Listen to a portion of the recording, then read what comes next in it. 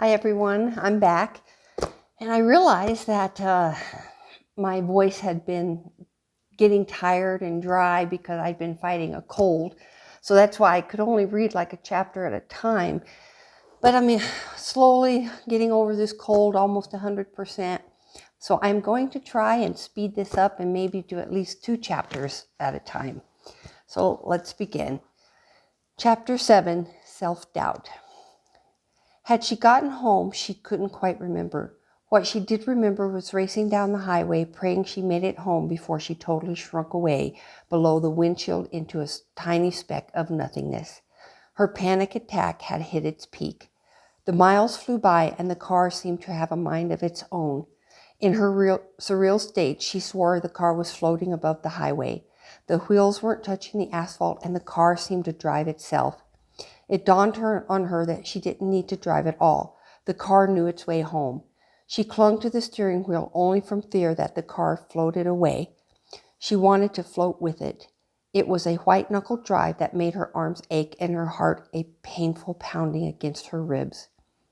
Her temples throbbed and fear had her crying. She was dying. She could feel it.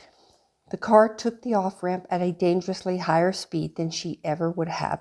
The tires squealed. By the time the car was inside the garage, she was covered in sweat and on the verge of hyperventilating. She rolled out of the car the second the garage door hit the floor, bent at the waist, and took several deep breaths, trying to calm herself down. It was 4:15, and Doug's order that she have dinner on the table on time made her shake with alarm. She quickly let herself into the house and stumbled into the kitchen. Dropping her purse on the floor, she made her way down the hall, bumping into the walls to her bathroom. Ripping off her clothes, tearing her blouse in the process, she climbed into the shower and let the cold water run over her head and body. She stayed in the water until her skin puckered and goosebumps covered her body. But eventually her breathing slowed down and the tingling of hyperventilation subsided. 10 minutes later, her breathing back to normal, she crawled out of the shower, dried off, dressed in clean clothes, and went to the kitchen to start dinner, her hurt and panic hidden behind a mask of normalcy. She could hear the roaring in the far reaches of her silent mind. She had bent down to retrieve the sponge from under the sink when the running water grabbed her attention like a child is grabbed by the twinkling of carnival lights. She had looked up to see the sun invade the window and shoot through the domestic waterfall as colors cascaded down the length of the liquid crystal and created a rainbow that bounced around the porcelain sink.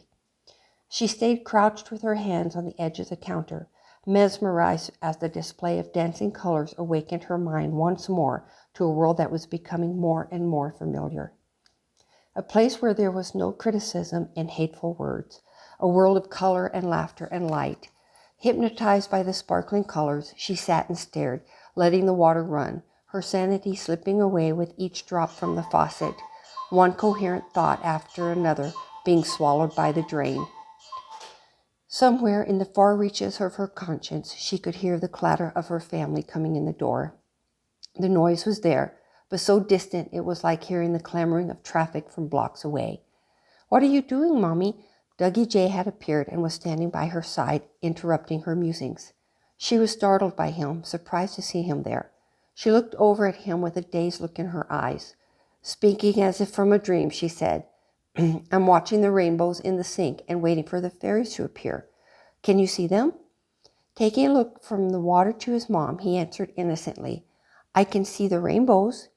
"Well, if you look real close, you can see the fairies because they're the ones who make the rainbow, just like in your storybooks." "Jody," Doug snapped, coming up behind her, "I've asked you to stop filling that boy's head with nonsense." Doug's reprimand brought her fiercely out of her reverie. With a suddenness that startled her, she mentally shook herself, trying to reclaim reality, like a drunk trying to concentrate through an alcoholic fuzz. With disappointment clear on her face, she snapped to, and that bright, cheerful world was gone. She was home in her kitchen. Jody cringed from the sudden intrusive bark of her husband and quickly ducked her head inside the cabinet to reach the sponge she'd been looking for, pretending she was simply playing a game. "I was just wanting him to see the colors like that the running waters was making around the sink." It's just make-believe, she stammered, as she let the lie hide in a secluded part of her mind. Turning around, she saw Audra and Lexi standing in the doorway next to their father with quizzical looks on their faces.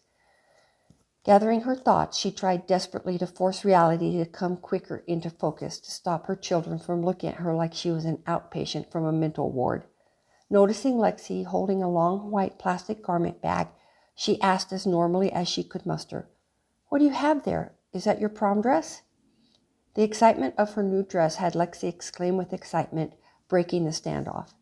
"Oh, yes, wait till you see. I'm going to try it on right now." She went skipping down the hall into her room. The rest of the family heard her door close loudly. Audra stood transfixed, confusion on her face. Doug bristled openly with impatience. Dougie J, watching his father, shyly ducked behind Jody's legs. Doug put down his golf bag and said just above a sneer, "You need to stop telling him that fairies exist. He's a boy and that doesn't interest him, does it, son?" Grabbing Jody's hand, Dougie J bowed his head and shook it slightly. Jody felt her son's tiny fingers give her hand a squeeze. She looked down and forced her mind to focus, her eyes softening. Looking up at his mother's face, wanting to please both his parents, obvious on his face, he said timidly, "I like the fairies too, though, Mommy. They're like Tinker Bell and Peter Pan, huh?" "Oh, yes, that's right," Jody said just as timidly as she snuck a peek in Doug's direction. "I was thinking that I could see Tinker Bell." Doug watched the exchange between his wife and son. "Peter Pan is one thing, Dougie J, because I know it's your favorite story, but you know you can't really see Tinker Bell in the water, right?" Dougie stared at his father and simply shrugged his shoulders. To break his father's stare, he finally said, "I like Peter Pan the bestest." "I know you do, son. Say, why don't you go in your room and play with your Peter Pan sword?" Jody, trying desperately to quell the panic she was feeling and wanting to hide it from her 5-year-old, agreed with her husband. "Yes, sweetie. Why don't you go let Audra take you to your room and help you get ready for dinner? Then I'll read your Peter Pan before bed." Her voice had a slight quiver she couldn't completely hide. "Okay, Mommy," Dougie said reluctantly as he slowly started for the hall, tiny crease lines across his little forehead. Audra, trying to lighten his mood, took hold of his hand. "Come on, Dougie J. Let's go to your room and you can show me what you've got at the party." Doug watched his son and oldest daughter reach the hall before he turned his attention back to Jody. "What's wrong with you?" he snapped. Jody could see the kids slowly entering the hall, not quite out of earshot of Doug's rappishness. Knowing Audra was old enough to understand the disagreements between adults, Jody always tried to shield her son from seeing and hearing Doug's anger, and so she lied and said, "Nothing. I was just playing pretend with Dougie J, that's all." "Is that what you're calling it now? Jody, really, this dazed look you seem to always have has got to stop." "I've had a bad day," she said in an attempt to explain, and yet not wanting to reveal the cruelty of her father earlier that had caused her to slide into fantasy, which always caused her to slide. "Well, you're not the only one whose day was bad because mine was rotten," Doug continued, purposely ignoring the vacant look in his wife's eyes and not wanting to hear what was obviously bothering her. Self-pitying sob stories always irritated him. As Doug's explanation of his bad golf day spun on ad nauseum, Jody let her mind slide back into her mental haze with relief. She could hear her husband's voice, but the words were far away. Doug, noticing the vacant look once again in Jody's eyes, became annoyed that she seemed to be ignoring him. Giving a loud sigh, he relented, ending his story, and asked her what was wrong.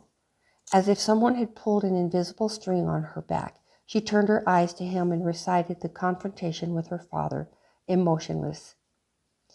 The cruelty from her dad told just above a whisper. She ended the retelling of what happened with the truth of her dad's feelings for her, the wish that she'd never been born. "Oh, for God's sake, is that all? He was just mad. Besides, you shouldn't have messed with his stuff. You know how he is. Your little tiff with your dad still doesn't beat the day I had. Did you hear me tell you that Archer told me and he and Nicole are getting a divorce? It completely threw him off his game and just ruined our golf day." The anxiety attack had left Jody drained and feeling disconnected from her body. The news of Archer's divorce couldn't seem to penetrate farther than the outer layer of her anxiety to give the reaction Doug so evidently expected. It irritated him. Jody, snap out of it. Do you hear me? My best friend is getting divorced. What? Oh, I'm sorry, Doug. It's just, it hurts so much to hear Daddy say that. Yeah, well, your dad will get over it, but Archer is not going to be himself for a long time, and I'm going to have to be there to help him through it. Doug picked up his golf clubs and headed for the garage. Everything isn't always about you, you know. Stop acting so bloody wounded. You've always been so hypersensitive about everything. With this final insult, he walked into the garage and let the door slam behind him. The bang of the door made her jump and reverberated through her system. The biting remark made her visibly stoop and bend inward, as if he had physically punched her in the chest. It couldn't have hurt more if she had been hit with a whip. Chapter 8. Obedience. Jody, I'm going after work to look at the play sets for Dougie's birthday, so I'll be home late. All right, she said in her usual meekness. 5 days after the incident with the snowblower, Jody still had not mentally come to terms with her father's admission. She was having trouble concentrating on day-to-day tasks, forever reliving in her head the cruel words he had thrown in her direction. I wish you'd never given birth to that girl. It was a litany she couldn't escape and causing dreams where she ran throughout the night, not being able to find her way home and searching for something that was just out of reach, something that needed her. The dream was the same every night, except the paths she ran were always different and treacherous. And like a record stuck on a scratched groove, her whirling mind would repeat the phrase over and over in her dreams, never been born, to the point her head would start to pound and she would wake in a sweat. At other times she could hear a baby crying, only to wake and find herself whimpering. She would then awaken feeling exhausted and melancholy and harboring a slight headache.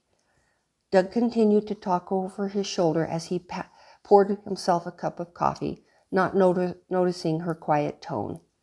Listen, I was talking to a guy at work who says I can get a good deal on one of those real big sets. You know, the kind you see on TV. He says his kids have one with a climbing wall, 3 swings, a rope ladder, the works. I think it's something Dougie J will really like. The words climbing wall brought Jody's meandering mind back into focus like the slow shutter of a camera. Her maternal protection for her son had her mentally shaking herself, and she turned to confront her husband. It was the catalyst she needed to snap her out of the depression she'd been in for days. Doug, she said unusually forcefully, you know I think he's too young for something that elaborate. I think we should just get him something small, like a simple swing set with a slide and maybe a teeter-totter or something. I think he's too young right now to be on a climbing wall or trying to go across a rope ladder. For crying out loud, Jody, if it were left up to you, he would stay a toddler for the rest of his life. Besides, this is something he'll get a lot more use out of than just a simple swing set. He mimicked her. This is something he'll be able to play on for years. He only turned 6 once. Trying to reason with his frugal side, Jody said, I just want to remind you that we spoke about this in the fall and you said they were too expensive. We've discussed this till I'm blue in the face. It's noted you don't agree, but if Carl can get me a big set for the same price as one of those small ones, then that's what I'm going to do. The one issue that could never override any earlier decision Doug had made was if he thought someone had brought something bigger and better than he had. Keeping up with the Joneses may have been a cliche with some people, but for Doug Warren, it was a lifestyle. It wasn't something he would ever consciously admit to doing, but it was still a way of life he couldn't help but follow. He continued, Jim Harper also bought one a couple of years ago, and his kids still play on it. I also figure that Dayla is still young enough to play on it too, so it will really be for both of them. But aren't they something like $1,000? I thought we were going to use any extra money to put into Audra's college fund for next year, Jody reasoned. Jody, I'm tired of talking about this. I've made up my mind and it's final. When you get a job, then you'll get to make the decision as to how we spend the money. As I remember right, my name is on those checks, and this is what I've decided to do. His remark was like a hard slap across her confidence, and he always used it whenever they argued about money. Now I'm going to go look after work, so I'll be home later than normal. This is your night off, so you can brood about it later. He picked up his car keys, leaned forward for the customary cheek kiss, as if to say, case closed, and hurried to his car. When he turned around, Jody used the tips of her fingers to wipe off the wetness of his kiss on her cheek, thankful that it was her night off. She knew his comment about her not having a job was unfair, since it was his decision for her not to work. But having a night off made up for his tiresome comment. Having a night off for Jody Warren did not mean it was a night where she didn't have to cook. No, having a night off was Doug's way of saying it was her night that she didn't have to have sex. It was his rationale of fair play in regard to their sex life. It was a bargain she had agreed to after her second baby. She had begun to dread having sex because it had become a chore trying to keep up with 2 babies and still satisfy her husband's constant demands. He came up with the deal that they would have sex every other night as a way to be fair to both of them. His night on, her night off, so to speak. No matter the circumstances, whether they had had a fight, she had a cold, he had had a bad day at work, it didn't matter. This deal had been made like a contract and had been adhered to for the last 15 years. Doug thought sex was something that kept his mind focused and his body relaxed, so he endured any unpleasantness between him and Jody to have sex when it was his night on, as long as it kept him on his game. For Jody, sex had become a tiresome part of their marriage. Doug's lovemaking had always been quick and selfish and had never gotten better. He always left her frustrated. She began to view it more an act of necessity to keep her husband from nagging her back than an act of passion. After 5 years of marriage, she started viewing Doug as a big sweaty animal who grunted over her, released himself with a loud groan, and then quickly fell asleep, leaving her dissatisfied and angry. It became no more an act of love than her seeing him off to work every day, something she needed to do to get him to leave her alone. After 19 years of marriage, Jody seeing Doug off to work had slowly transformed from an idyllic scene from the 1950s sitcom to a mindless obligation. It was indicative of their entire marriage that she never questioned and he didn't notice. She was required to kiss his cheek and see him out the door in order to keep him happy, and he needed to be escorted to the door by his wife as a sign of reverence. It was no more important than changing the bed sheets, an unpleasant necessity that kept life tidy and unsoiled. Appearances were everything to Doug. The change in their life would sadden her if she allowed herself to think about it, but it was a place she never allowed herself to go.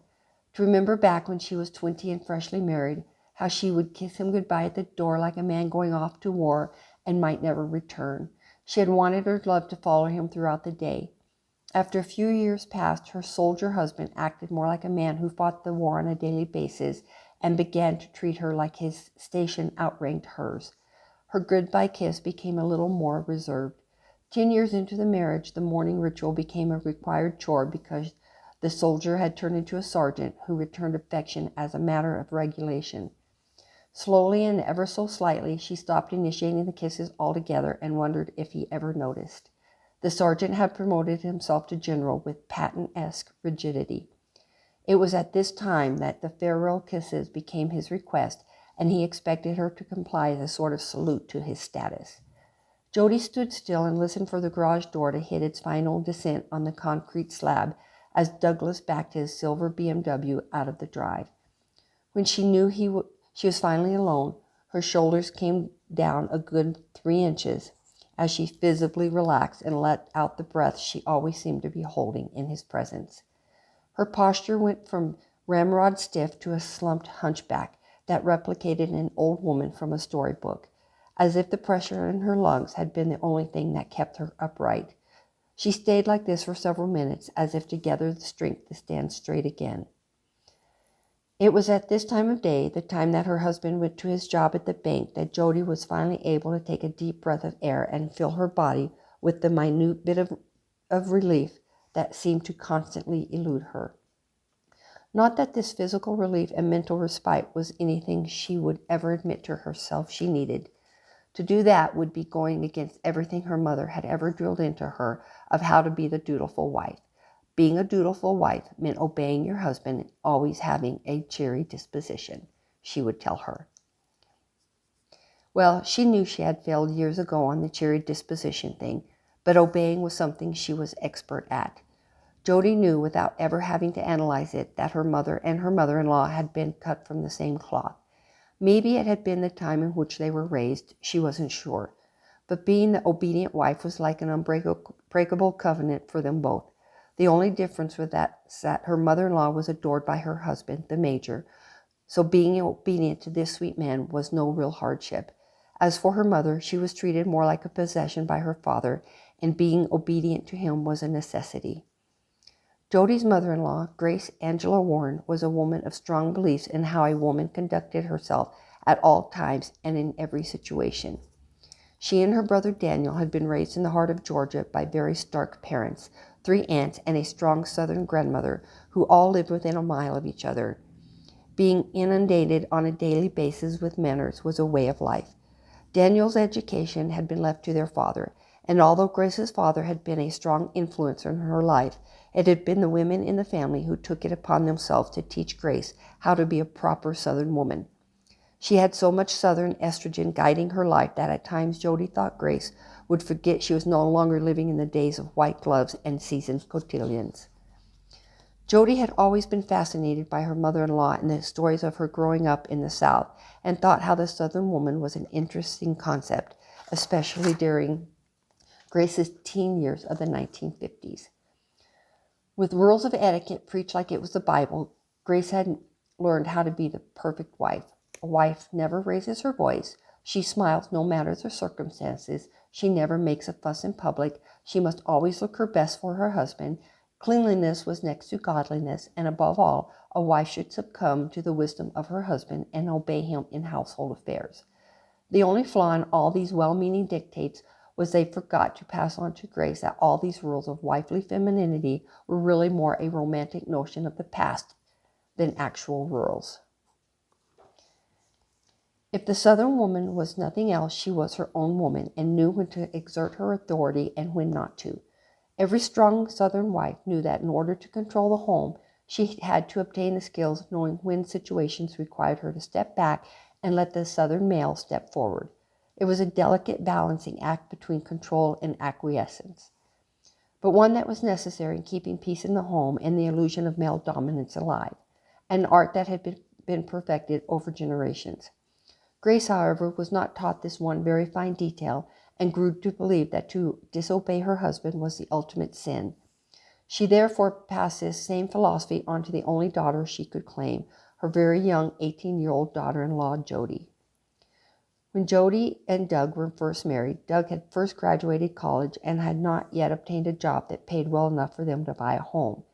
To make ends meet, they lived with his parents for the first 3 years of their marriage and the birth of their first child.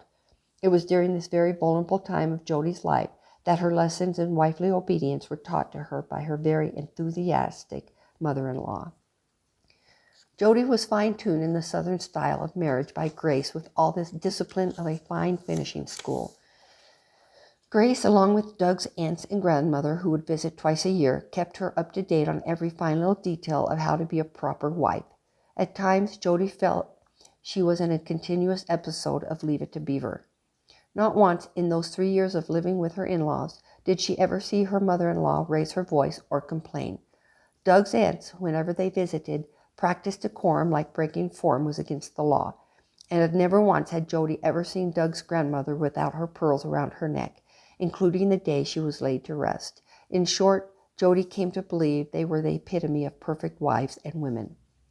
During this time, Jody's own mother would take every opportunity to remind her that her new husband was the head of the house, even if they didn't have their own home. It was the symbolism that mattered. Born Catherine Irene Hansen, Jody's mother had been raised on a farm outside of Moorhead, Minnesota. It had been a modest-sized farm that had been in their family almost since the Norwegian immigrants decided to make Minnesota their new home at the end of the 19th century. Having been raised on a farm, her work was equivalent to having a full belly. Katie was used to hard work. She had learned early that surviving on her farm meant knowing how to take orders. It was her father who ran the farm and the help. meaning her along with her 4 brothers, 2 sisters, and their mother. It was also this part of the farm Katie resented the most. By the time she had met Joseph Olson, the family farm had had several hard years of poor crops from severe frost that would precede dry summers, causing too little food for too many mouths. Being the 7th child in a family of 9, Katie decided meeting and marrying Joe was the answer to her prayers.